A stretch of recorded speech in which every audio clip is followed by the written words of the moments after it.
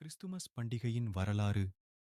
Christmas என்றவுடன் அனைவருக்கும் முதலில் நினைவுக்கு வருவது கிறிஸ்துவ நண்பர்கள் வீட்டில் கேக் வெட்டுவது மற்றும் தடபுடலாக விருந்து. இவைதான் நமக்கு முதலில் நினைவுக்கு வரும். ஆனால் பலருக்கு கிறிஸ்துமஸ் என்றால் என்ன? கிறிஸ்துமஸ் பண்டிகையின் வரலாறு. கிறிஸ்துமஸ் மரம் உருவாகிய கதை போன்றவற்றை இங்கு நாம் தெளிவாக தெரிந்து கொள்ளலாம் வாங்க.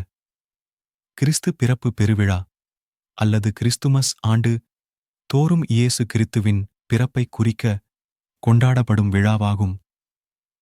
இவ்விழாவின் கொண்டாட்டங்களில் திருப்பலி, குடில்கள், கிறிஸ்துமஸ் தாத்தா, வாழ்த்து அட்டைகளையும் பரிசுகளையும் பரிமாறல், கிறிஸ்துமஸ் மரத்தை அழகூட்டல், கிறிஸ்துமஸ் மகிழ்ச்சி பாடல், சிறப்பு விருந்து என்பன பொதுவாக அடங்கும்.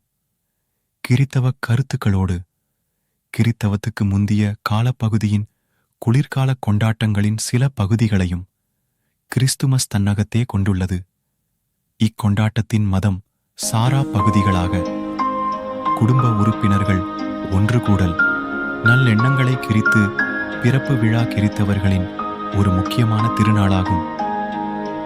இது பெரும்பாலான கிறித்தவர்களால் டிசம்பர் 25ஆம் நாள் கொண்டாடப்படுகிறது.